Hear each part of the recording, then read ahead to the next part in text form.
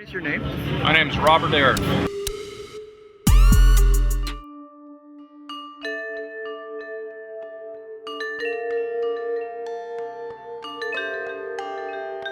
Well, I'm a Pro-Am drifter from Southern California. Okay. Been an OC the whole time. I've been instructing the 626 about 4 years now.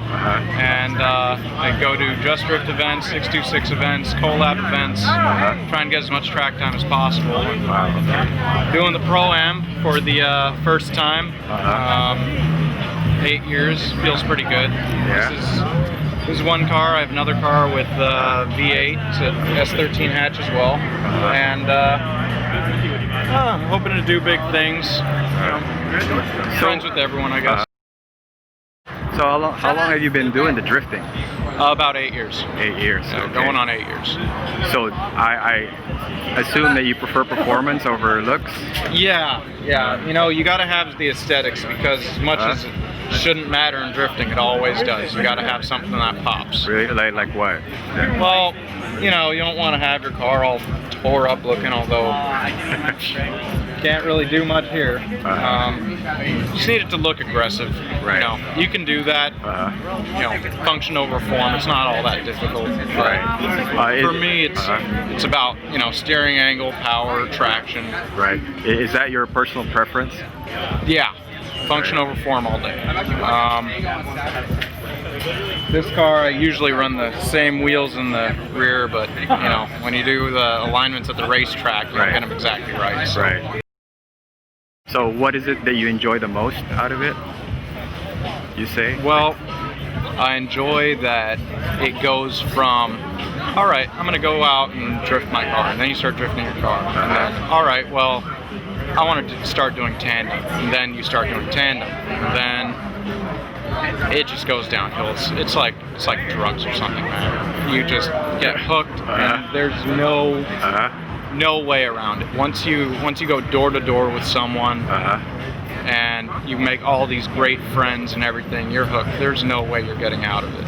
Right. And that's what I enjoy the most, just feeding the need. Would you consider yourself a tuner? Oh yeah, You are? I'm the biggest racer alive. You- I'm a tuner, a racer, I just love this stuff. What defines you as a tuner?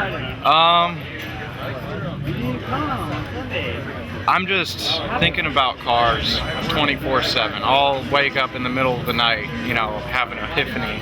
Oh, you know, what direction should I put my connecting rods? You know, what steering mods could I do? How can I reinvent the wheel? Think outside of the box. It doesn't always work, but the chase is the fun, and the end result, just getting on the track and, you know, testing and tuning and competing and going door to door with someone, that's the reward. And as many times as I go out drifting, as many times as I have to repair my car and do this and that, all the redundant stuff in motorsports, it never really gets old.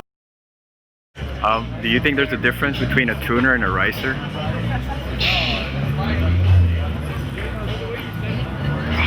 I'd say the racer is someone who's doing it their own way and doesn't quite care what the traditional tuners think.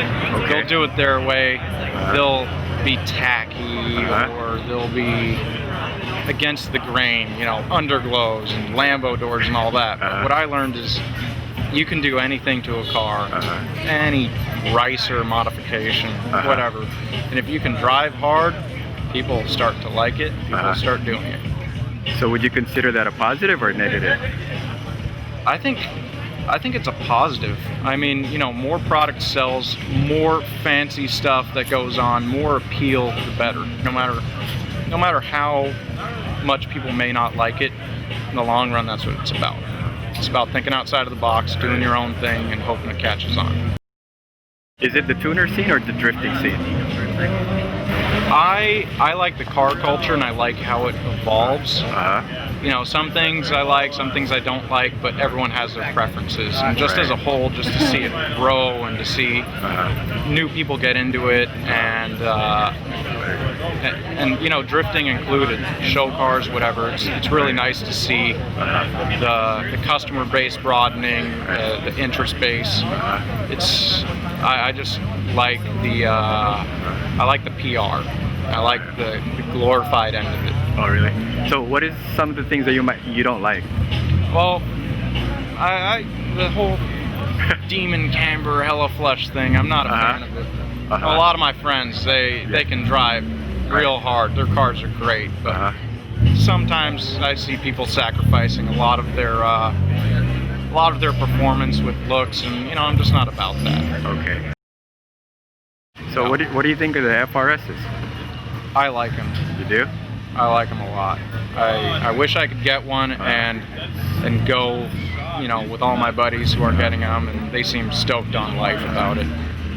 It'd be really nice to get one, but at the same time, I love my S chassis. So it's really difficult to say, but I'm excited, you know, about Formula Drift and all the Pro Series and how they're marketing the FRS, how the customer base for Scion and Subaru is responding to their marketing, and I'm really hoping that Nissan and some other of the major manufacturers will really step up to the plate and deliver the same way that Toyota and Subaru have delivered with their car.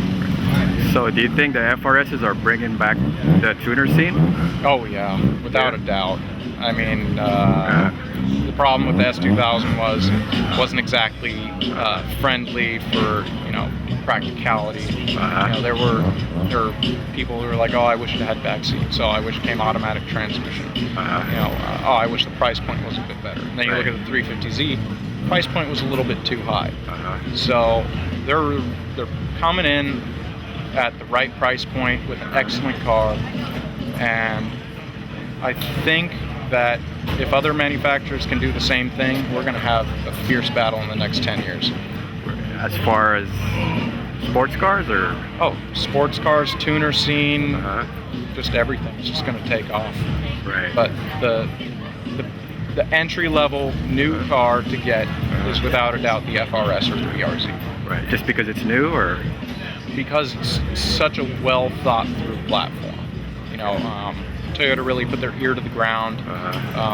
Talked with, you know, MotoP from Club 4AG. Talked with quite a few enthusiasts, and they went that route. You know, they're offering the true manual transmission, and they're offering a paddle shifter. Right. And bang for buck, you can't really beat what they're delivering. Right. Quality of engineering. So how much have you invested in your car? Oh, this car is a throw-together car. Built it in less than 2 months. Got my buddies and me on it. We really went, you know, full bore on it, and did the engine swap, wiring, fabrication, everything. Less than 2 months. Worked on it at least 6 hours a day. And honestly, this car is less than 10,000. So wow. So it's still new, right? Yeah. Well, you know, after you've done it for a while, you have friends in the industry, you get your hookups, and another cool thing is that you learn how to do things. You know, you maybe don't get the absolute best name brand parts, but you're able to deliver the performance that you need using maybe slightly subpar parts. Okay. All right. Well, thank you. Yeah, no worries.